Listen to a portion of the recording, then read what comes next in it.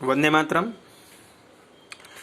आज हम लोग कक्षा 5 पर्यावरण चैप्टर 3 बीज की विकास यात्रा देखेंगे। हमने पहले वीडियो में एक बीजपत्रीय, द्विबीजपत्रीय, अनाज, दलहन, तिलहन के बारे में जानकारी ली। अब यहाँ पर हमें प्रैक्टिकल ये करना है कि हमें एक बीजपत्री यानी अनाज, फिर द्विबीजपत्री यानी कोई दलहन लेनी है या कोई सब्जी लेनी यानी सब्जी का बीज लेना है। उसे हमें करना क्या है, इस एक्टिविटी के माध्यम से हम समझेंगे। और उसे हमें सूर्य प्रकाश में रखना है, उसके बाद समय समय पर पानी देना है, उसके बाद हमें उसका अवलोकन करना है, प्रतिदिन अवलोकन करना है। 1 दिन, 2 दिन, 3 दिन, 4 दिन, 5 दिन, 6 दिन, 7 दिन, 8 दिन हमें उसका अवलोकन करना है। और अवलोकन करने के बाद हमें पता करना है कि कौन सा बीज पहले हुआ, कौन सा बीज पहले अंकुरित हुआ और कौन सा बाद में। तो सबसे पहले बच्चों, आपको ये क्रियाकलाप यानी प्रैक्टिकल है। क्रियाकलाप के लिए आपको एक बीजपत्री और द्विबीजपत्रीय 2-3 बीज लेने हैं। एक बीजपत्री में आप जैसे ले लीजिए, आप आपका गेहूं ले लीजिए। दूसरा द्विबीजपत्री में आप अपना या सरसों ले लीजिए, गेहूं सरसों जो भी ले लें आप। द्विबीजपत्री में आप अपना चना, मटर, मूंग जो भी एक है ऐसा ले लीजिए। फिर करिए क्या कि चाय पीने के कप में, प्लास्टिक की थैली में या घर या विद्यालय के आंगन में इन सबको बीजों को बो दीजिए। आपके जहाँ पर जगह हो वहाँ पर इन सबको एकदम बो दीजिए। बोने के बाद उनको ध्यान रखिए कि उन्हें सूर्य का प्रकाश मिलता रहे, यानी सनलाइट उन्हें मिलती रहे।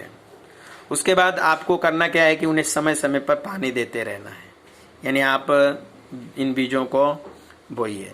ध्यान रखिएगा मिट्टी भी अच्छी होनी चाहिए, सूर्य प्रकाश भी मिले, ज़्यादा पानी भी नहीं होना चाहिए। यानी तापमान, गर्मी, प्रकाश और लाइट प्लस जो है उष्णता, ये सब उचित मात्रा में होना चाहिए। यदि आप उस बीज में पूरा पानी भर देंगे तो वो उस कभी उगेगा ही नहीं। तो उचित मात्रा में पानी दीजिएगा, उचित मात्रा में जो है उसका ध्यान रखिएगा। ठीक है, तो आपको क्या करना है, आपने लगा दिया चाय पीने के कप में या प्लास्टिक की थैली में या आपके जो घर किचन गार्डन है उसमें। आप लगाने के बाद उसको रोज ध्यान से देखिए और समय समय पर उसे पानी देते रहिए। अब उसका आप प्रतिदिन अवलोकन करिए, यानी आप उसको प्रतिदिन देखिए। बच्चों आप देखेंगे, लिखिए। अब आपने जो अवलोकन आप कर रहे हैं तो सबसे पहले कौन कौन से बीज पहले अंकुरित होते हैं और उनके नाम लिखिए।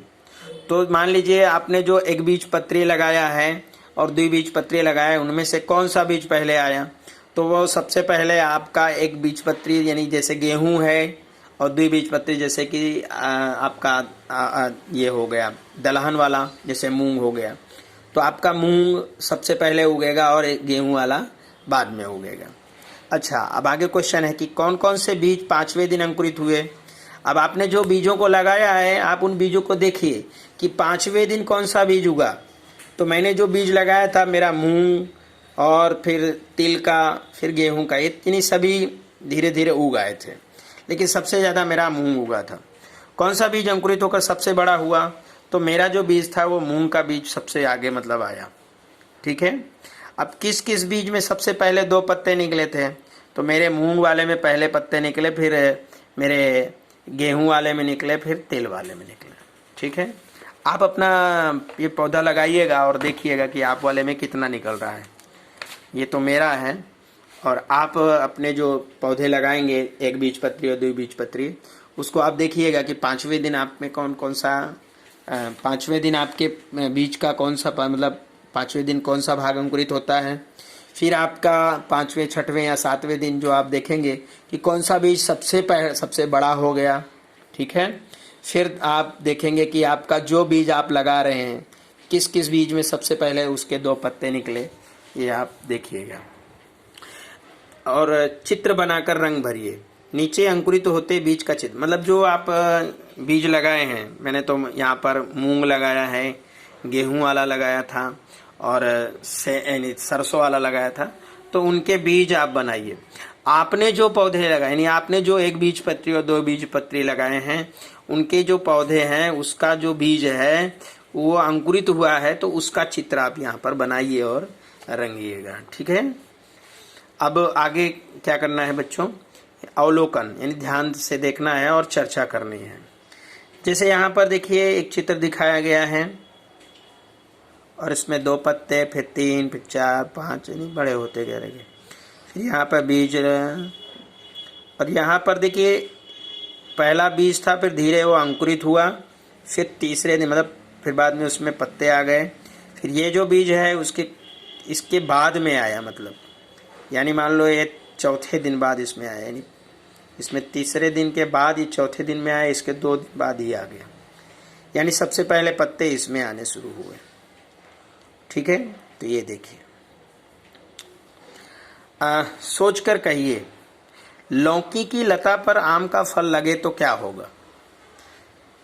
देखो बच्चों, ये जो है ये वही है कि जो दलहन वाली चीजें हैं उनका अंकुरण जल्दी होगा और उनमें जल्दी से अंकुरित भी होंगे, साथ ही साथ वो जो है उनमें